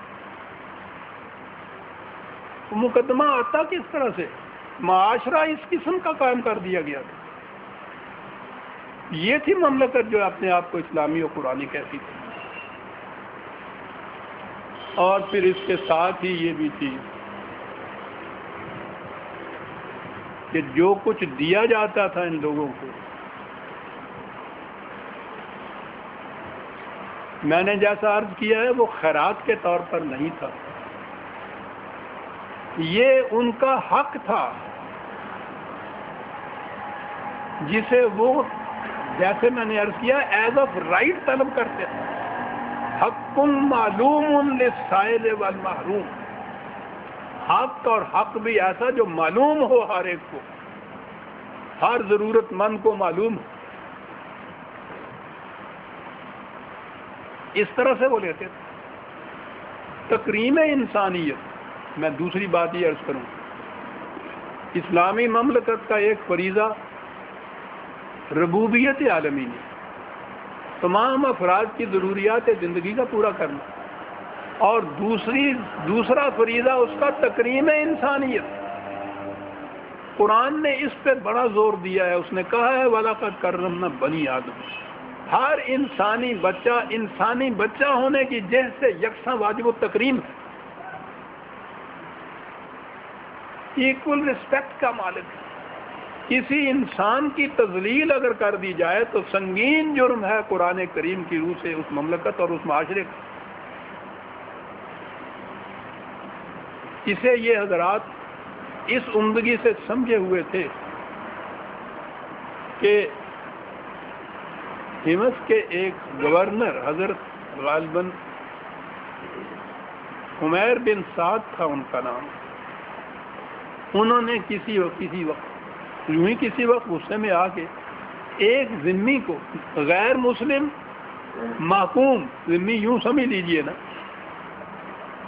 اس کو کہہ دیا اخذک اللہ، خدا تجھے ذلیل کرے۔ غصہ فرو ہوا تو غور کیا کہ میں نے کیا کر دیا، ذہن میں آیا کہ میں نے تو ایک انسان کی تذلیل کر دی۔ فوراً وہاں سے اٹھے اور بارگاہ خلافت میں آ گئے، حضرت عمر کے پاس اپنا استعفیٰ دے دیا۔ کہنے لگے کہ مجھ سے ایک ایسا جرم سرزد ہوا کہ اس کے بعد میں اپنے آپ کو اہل ہی نہیں سمجھتا اس قسم کے مناصب کے۔ انہوں نے کہا کیا ہوا؟ کہا کہ میں نے ایک انسان کی ذلت کر دی۔ بہتیرا سمجھایا گیا، بڑے ہی بلند پایا گورنر سے یہ کہ اس کی ندامت آپ کو ہوئی یا یہ معاف؟ کہنے لگے کہ چھوٹی موٹی لغزشیں تو خدا نے کہا ہے کہ میں معاف کر دوں گا، اس نے کہا ہے کہ کبیرہ گناہ معاف نہیں کروں گا، اور میرے نزدیک اس سے زیادہ کبیرہ گناہ کیا ہو سکتا ہے کہ میں کسی انسان کی تذلیل کر دوں۔ گورنر، انسان کی تذلیل، محکوم غیر مسلم رعایا کا فرق، اور وہ تو مصر کے گورنر حضرت عمر بن عاص نے کسی ایک شخص کو منافق کہہ دیا تھا، حضرت عمر نے اسی وقت اس کو پکڑا کہ اس سے زیادہ اور ذلت کیا ہوگی کہ تم نے اس کو منافق کہہ دیا ہے، اس سے معافی مانگو، اس کو راضی کرو، ورنہ یاد رکھو میں تمہیں سزا دوں گا۔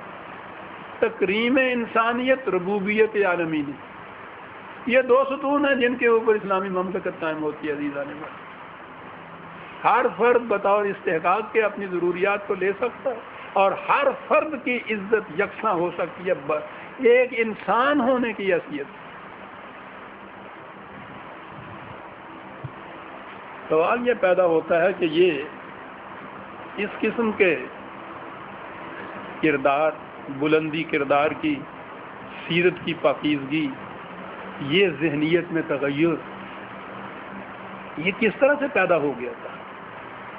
ٹھیک ہے، ہمارے ہاں تو یہی چیز ہے جسے ہم نیکی کہتے ہیں، جسے ہم مدعی پرہیزگار جس شخص کو کہتے ہیں، ٹھیک ہے، نماز روزے کا پابند کہتے ہیں۔ نماز روزہ ٹھیک ہے، دین کے فرائض ہیں، ان کی ادائیگی ضروری ہے، لیکن یہ مقصود بھی ذات نہیں ہے، یہ ایک بلند مقصد کے حاصل کرنے کا ذریعہ ہے۔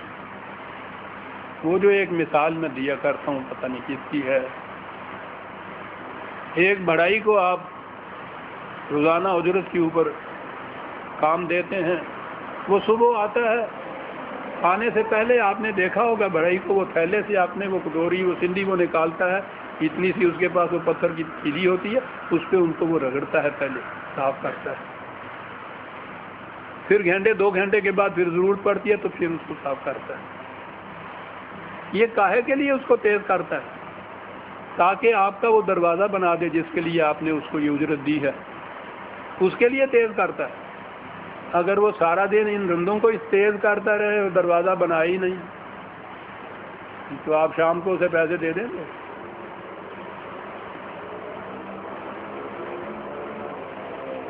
یہ فرائض وہ صلے ہیں جن سے انسان کی سیرت کے کندے تیز ہوتے ہیں۔ نہ تو یہ ہے کہ وہ ہر وقت یہی کرے، نہ یہی بات ہے کہ اس سے وہ کندے تیز ہی نہ ہوں، رگڑتا جائے اور بندہ ایسے کا ایسا ہی رہے۔ یہ بڑی اہم چیز ہے، اسلامی عبادات جسے کہتے ہیں ان کے لیے یہ بڑی اہم چیز ہے، اور اس کے لیے ایک ایسی چیز ہمارے سامنے آتی ہے حضرت عمر کے دور کی۔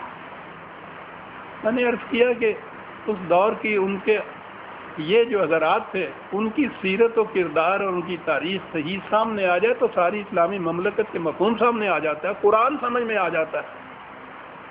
ایک شخص آپ کے پاس آیا کسی اہم معاملے کے اندر، آپ نے اس سے کہا کہ کسی ایسے آدمی کو لاؤ جو اعتماد کے قابل ہو۔ اس نے ایک آدمی کا نام لیا، تو آپ نے کہا کہ تم نے کبھی اس کے ساتھ سفر کیا ہے؟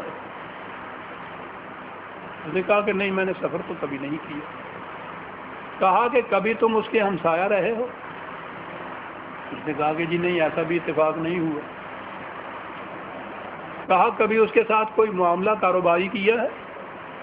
کہنے لگے کہ نہیں، وہ بھی نہیں کیا۔ کہنے لگے تو پھر تم کس طرح کہتے ہو قابل اعتبار ہے؟ میں سمجھتا ہوں کہ تم نے اسے مسجد میں سار اٹھاتے سار نکالتے دیکھ لیا ہوگا اور سمجھ لیا کہ قابل اعتبار ہے۔ بڑی عظیم چیز ہے، قابل اعتماد ہونے کا معیار اور پرکھ یہ ہے کہ اس کے ساتھ کبھی معاملہ بھی پڑا ہے۔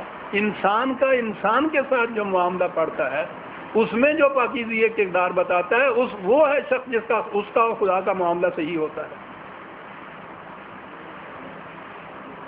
یہی وجہ ہے حضرت عمر نے یہ کہا تھا کہ اگر تم جاننا چاہتے ہو کہ خدا کے ہاں تمہارا مقام کیا ہے تو دیکھو کہ خلقت کے ہاں تمہارا مقام کیا ہے۔ انسان کا انسان کے ساتھ معاملہ، اور یہ حضرت عمر نے یہ جو بات کہی تھی وہ قرآن کے ارشادات ہی کی حقیقت میں تفسیر۔ نماز یا صلاۃ بڑی اہم چیز ہے، اس میں کوئی شبہ نہیں، لیکن آپ کو معلوم ہے کہ صلاۃ کے متعلق کیا کہتا ہے قرآن؟ صلاۃ وہ ہے جس کے متعلق اس نے کہا کہ ان الصلاۃ تنہی عن الفحشاء والمنکر، صلاۃ سے معاشرے میں سے بے حیائیاں اور برائیاں سب ختم ہو جائیں گی۔ معاف رکھیے گا مجھے، میں تنقیر یا تنقیص نہیں کرنا چاہتا ہے نمازوں کی، پوچھنا یہ چاہتا ہوں کہ یہ جو نمازیں ہم پڑھتے ہیں کیا اس کا نتیجہ یہ ہے کہ معاشرے میں سے برائیاں اور بے حیائیاں ختم ہو چکی؟ یہ قرآن نے معیار بتایا۔ اگر یہ نہیں ہے تو پھر وہ صلاۃ، وہ نماز ایک رسم بن کے رہ جائے گی، مکینیکل ایکشن جسے کہتے ہیں وہ ہو جائے گا۔ اور قرآن نے اس قسم کے نمازیوں کے متعلق بتایا. قرآن کی دو ایک آیات اس سلسلے میں ضرور پیش کروں گا، کیونکہ وہ حضرت عمر کا یہ جو ارشاد ہے یہ اصل میں تفسیر ہے قرآن کے انہی آیات کی. سورہ 107 ماعون کہا فویل للمصلین الذین هم عن صلاتهم ساہون. تباہی ہے ان نمازیوں کی، بے نمازوں کی نہیں، تباہی ہے مصلین کی، ان نمازیوں کی جو صلاۃ یا نماز کے مقصد سے بے خبر رہتے ہیں. ہم یراؤون، اور یہ جو حرکات و سکنات دکھائی دیتی ہیں وہ انہی کو نماز سمجھ لیتے ہیں. یہ کچھ کرتے ہیں، مطمئن ہو جاتے ہیں کہ فریضہ صلاۃ ادا ہو گیا، اور کرتے یہ ہیں وہ یمنعون الماعون، رزق کا وہ سرچشمہ جسے بہتی ندی کی طرح رواں رہنا چاہیے کہ ہر شخص اس میں سے فائدہ اٹھائے، اس پہ بند لگا کے بیٹھ جاتے ہیں کہ میرے لیے ہو کسی اور کے لیے نہ ہو. فویل للمصلین، تباہی ہے ان مصلین کے لیے.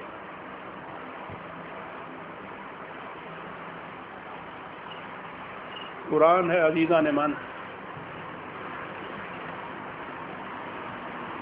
دوسری جگہ تو اس نے اور بھی واضح کر دی، سورہ بقرہ کی آیت 176.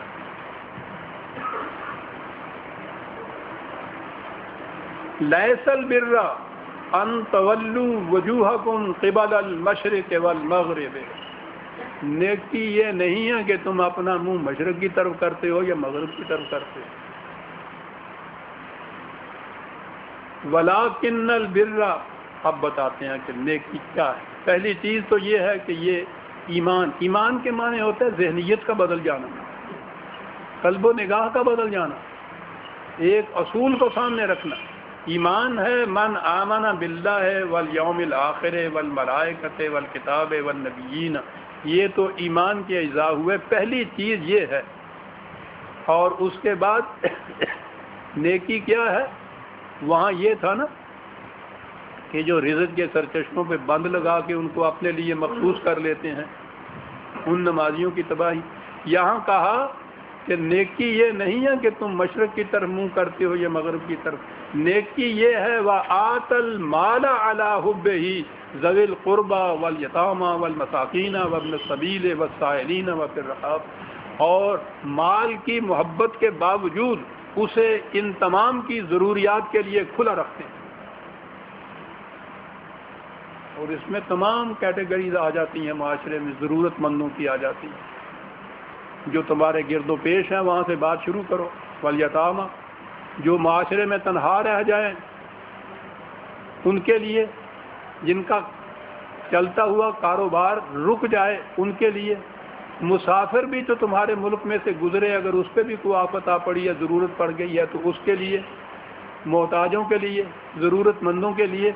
وفی الرقاب، اور جو دوسروں کی محکومی کی زنجیروں میں جکڑے ہوئے ہوں ان کے لیے. ضمناً یہ سردار کر دوں کہ قرآن کریم غلاموں اور لونڈیوں کو چھڑانے کے لیے یہ کہتا ہے کہ یہ مال صرف کیا جائے گا، یہ ضرورت ہے اس چیز کی.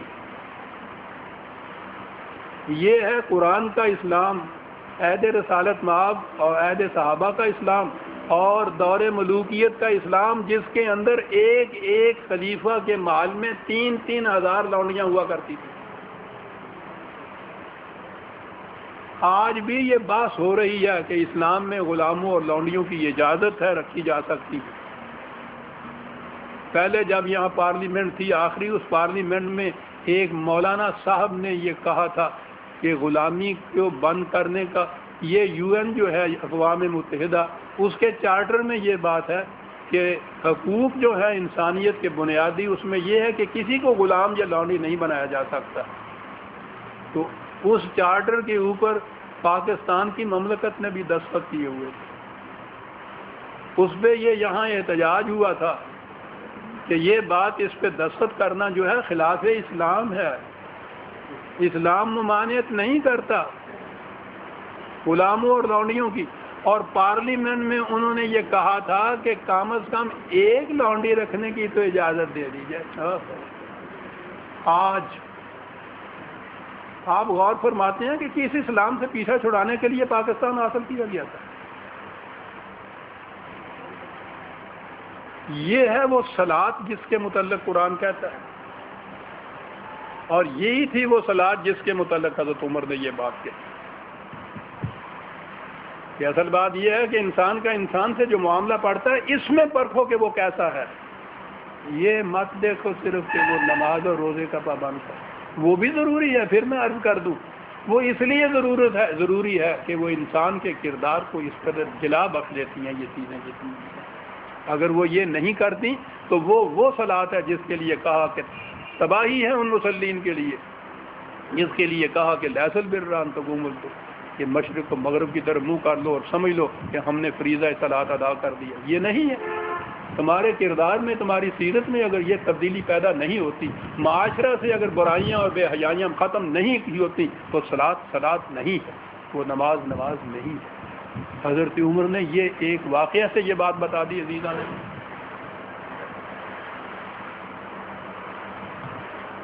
بات حقائق تو بڑی شیریں ہے، اس میں بہت وقت بھی دیا جا سکتا ہے، لیکن وقت میری ڈسپوزل پہ بہرحال کم ہے. یہ میں اس لیے واقعات کی بجائے حضرت عمر کے کچھ اقوال پیش کرتا ہوں آپ کے سامنے، ان سے معلوم ہو جائے گا. انہیں یہ سمجھ لیجئے کہ وہ اسلامی مملکت کا جو کانسٹیٹیوشن ہوتا ہے اس کے بنیادی اصول ہیں جو آپ نے پیش کیے. عظیم اصول.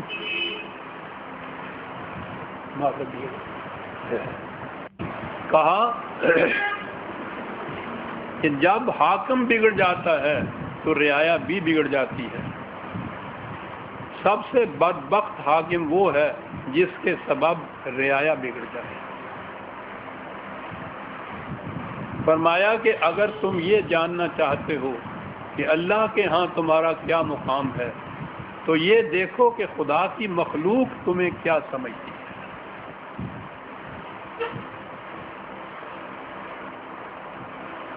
دیکھتے ہیں کہ وہ اسلام جس میں سارا زور ان رسومات و شاعر پہ دیا جاتا ہے، اسی کو مقرب بارگاہ خداوندی سمجھا جاتا ہے، اسی کو جنت کا مستحق سمجھا جاتا ہے. اس میں اور اس اسلام میں یہ کیا فرق تھا کہ اگر تم جاننا چاہتے ہو کہ خدا کے ہاں تمہارا مقام یہ ہے تو یہ دیکھو کہ خدا کی مخلوق تمہیں کیا سمجھتی ہے.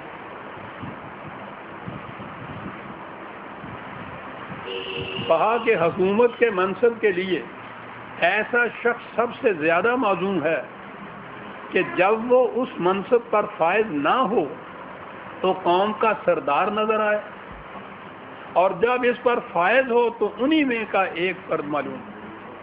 اللہ اکبر.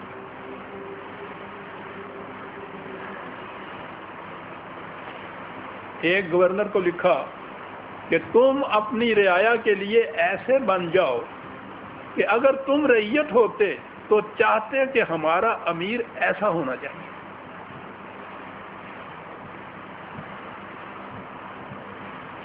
اور اس ایک اصول کو سوچیے، بہت غور سے اس کو سوچیے، دیکھیے گا، سنیے گا، بڑے گہرے تدبر کی ضرورت ہوگی.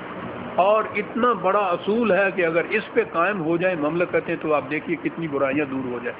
کہ گورنر نے پوچھا کہ مجھے یہ کوئی ہدایت بتا دیجئے کہ میں کس قسم کے لوگ اپنے ساتھ عمال کی حیثیت سے کرنوں کی حیثیت سے لوگوں کو رکھوں، آفیسر کس قسم کے اپائنٹ کروں. فرمایا کہ تفصیل تو میں بتاؤں گا نہیں، بس اس کی ضرورت نہیں ہے، اصول یاد رکھو. اور اصول یہ ہے کہ کمزور دیانتدار اور طاقتور بد دیانت، ان سے بچ جانا، باقی سب خیر.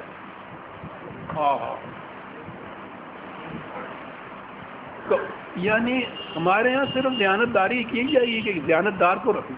وہ کہتے ہیں کہ کمزور دیانتدار سے اسی طرح بچنا جس طرح طاقتور بد دیانت سے بچنا.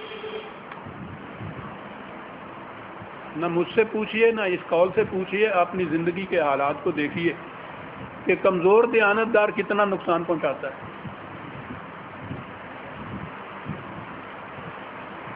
کیا نگاہ تھی ان کی. یہ بھی تو ابھی کل کے بدو تھے جسے کہا جاتا ہے, اسی عرب جاہلیت کے معاشرے کے ایک فرد تھے. کیا کر دیا تربیت نبوی میں, جو میں نے اپنی کتاب کا نام شاہکار رسالت رکھا ہے تو اس لیے رکھا ہے کہ یہ بھی تو انہی میں سے تھے. حضور نے ابو جہل اور حضرت عمر دونوں میں سے ایک کو خدا سے مانگا تھا نا کہ ان کو میں سے کسی ایک کو دے دیجئے, اسلام کو فروغ حاصل ہو جائے گا. یہ انہی میں سے ایک تھے نا. کیا کر دیا قرآن کی تعلیم, تربیت نبوی صلی اللہ علیہ وسلم, یہ بنا دیا. یعنی میں کہہ رہا ہوں کہ ان اصولوں کی بنا پہ آپ دیکھیے تو دنیا کے بڑے سے بڑے مدبر سے بھی اونچا مقام نظر آتا ہے. یہ کہیں آپ نے دیکھا ہے, یہ کسی نے یہ کہا ہو کہ کمزور دیانت دار سے اسی طرح بچنا جیسے طاقتور بد دیانت سے بچو گے. اور سنیے جناب, کہا جو شر پیدا کر کے غالب آیا وہ غالب نہیں مغلوب ہے. جو ناجائز طریق سے کامیاب ہوا وہ کامیاب نہیں ناکام ہے. مقصد اور طریقے میں, اس کے حصول کے طریقے میں جو تعلق ہے بنیادی, کتنے حسین انداز سے اس کو بیان کیا. غلط راستہ کبھی آپ کو صحیح منزل کی طرف پر نہیں پہنچاتا. یہ میکیاولی سیاست ہے کہ means are justified by the ends achieved. کہ کیا طریقہ تم اختیار کرتے ہو, اس کا معیار یہ ہے کہ تمہیں وہ مقصد حاصل ہوتا ہے. جس طریقے سے مقصد حاصل ہو جائے بس وہ جائے. کہا کہ نہیں, یہ بات غلط. جو شر پیدا کر کے غالب آیا وہ غالب نہیں مغلوب ہے. جو ناجائز طریقے سے کامیاب ہوا وہ کامیاب نہیں ناکام ہے. کہا کہ جس حاکم کے محل کے دروازے عوام کے لیے بند ہو جائیں وہ قصر سعد نہیں محل فساد ہے.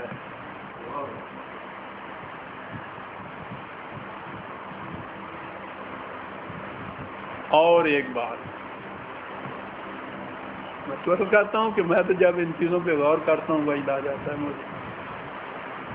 ایک شخص نے کہا کہ مومن کی خصوصیت یہ ہے کہ وہ کسی کو دھوکہ نہیں دیتا. آپ نے کہا کہ فکرہ پورا کرو. مومن کی خصوصیت یہ ہے کہ وہ نہ کسی کو دھوکہ دیتا ہے نہ کسی سے دھوکہ کھاتا ہے. مومن میں صفات خداوندی کی نمود ہونی چاہیے, اور خدا بھی نہ کسی کو دھوکہ دیتا ہے نہ کسی سے دھوکہ کھاتا ہے. کیا بات ہے. ہم یہیں تک رہتے ہیں جیسا کہ وہ کہا تھا اس کے صحابی نے کہ مومن وہ ہے جو کسی کو دھوکہ نہیں دیتا. یہ عمر ہی کہہ سکتا تھا کہ آگے بھی بات کرو, نہ کسی کو دھوکہ دیتا ہے نہ کسی سے دھوکہ کھاتا ہے. کچھ گھر بار کی باتیں بھی تھیں. ایک صحابی نے کہا کہ آپ تو ہر وقت درہ ہاتھ میں لیے پھرتے رہتے ہیں, گھر میں بسر کیسے ہوتی ہے؟ کہ گھر میں زندگی گزارنے کا ایک طریق ہے, تم سن رکھو, اس کے مطابق چلو گے تو گھر جنت بن جائے گا.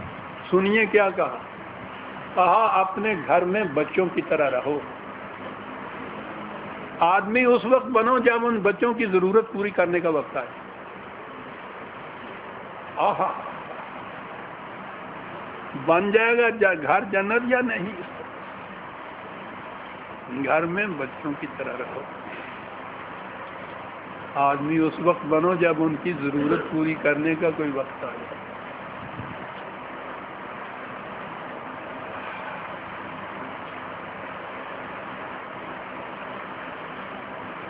سربراہ مملکت کا حکم, اس کا فیصلہ, اس پہ کون احتجاج کرتا ہے؟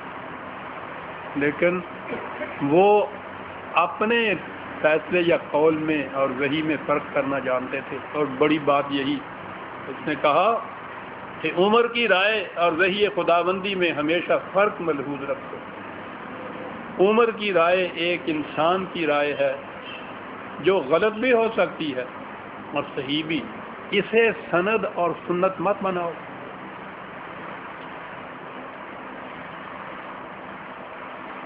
اور یہ معلوم کرنا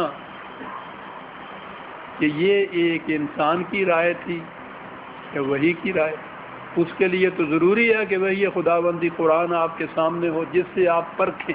اور عزیزان من، یہ جو ہمارے خلاف، خاص طور پہ میرے خلاف منکر حدیث، منکر شان رسالت اور یہ پتہ نہیں کیا کیا فتوے لگتے ہیں اور بڑے فخر سے کہتے ہیں کہ 1000 علماء کرام نے ان کے خلاف فتویٰ کفر کا دیا ہے، بے مثال فتویٰ ہے جناب کو۔ تو کس بات سے دیا ہے؟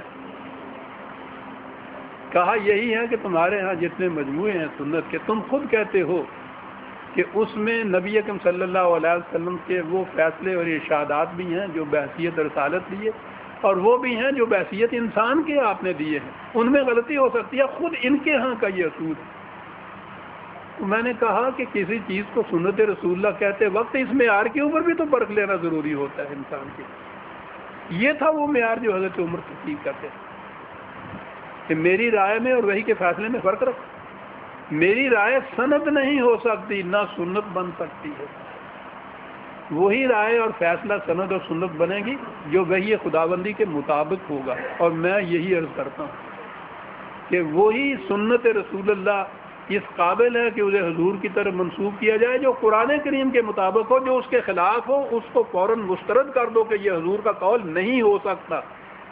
میں رسول اللہ کی کسی حدیث کو معاذ اللہ غلط نہیں کہہ سکتا، نہ اسے مسترد کرتا ہوں نہ اس سے انکار کرتا ہوں۔ میں کہتا ہوں کہ جو روایت قرآن کے خلاف ہو اس کے متعلق سمجھ لو کہ وہ رسول اللہ کی ہو نہیں سکتی۔ عزیزان مان، وقت تیزی سے چل رہا ہے، بات یہاں سے چلی تھی اور اسے میں پھر دوہرا دوں۔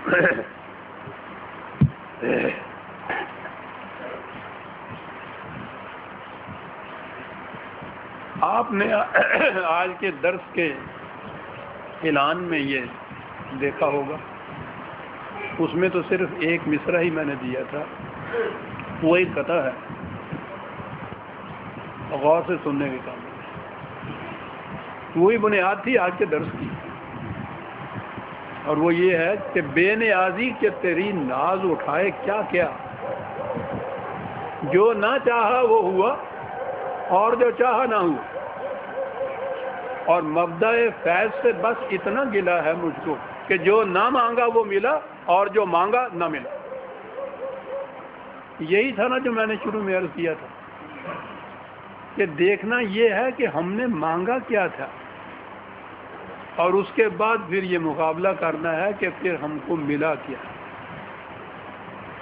مانگا تھا ہم نے یہ جو میں نے ابھی عرض کیا ہے، اس اسلام کا احیاء اور نفاذ اور اس قسم کی مملکت کی تشکیل جو قرآن کے مطابق عہد رسالت مآب اور خلفائے راشدین میں متعلق ہوئی، جسے خلافت کہتے ہیں، جس کی کچھ جھلکیاں میں نے آپ کے سامنے پیش کی، اور اس کا تفصیلی نقشہ ہمارے پاس موجود ہے، زیادہ نہیں تو شاہکار رسالت ہی آپ دیکھیے، اس میں جتنے گوشے ہو سکتے ہیں انسانی زندگی کے تمام کے متعلق بتایا کہ مملکت کیسی ہوتی ہے۔ مانگا ہم نے یہ تھا، اس کے بعد ملا کیا، اس کا فیصلہ آپ خود کر دیجئے، ہم اگر عرض کریں گے تو شکایت ہوگی۔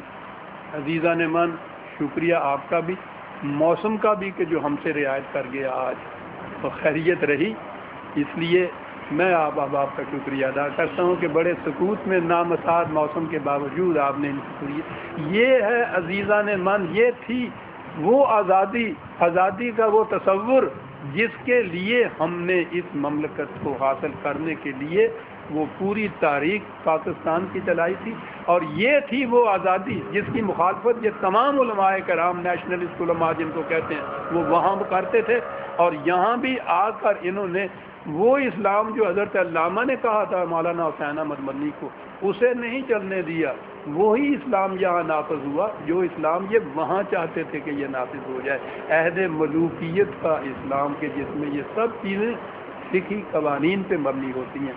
ربنا تقبل منا انک انت السمیع العلیم۔ شکریہ۔ اگلے جمعے درس حسن معمول ہوگا، وہی 8:30 بجے، اور وہی جو تسلسل ہمارے ہاں چلا آ رہا ہے سورہ تکویر کا، اس سے آگے وہ دن ہوگا۔ شکریہ۔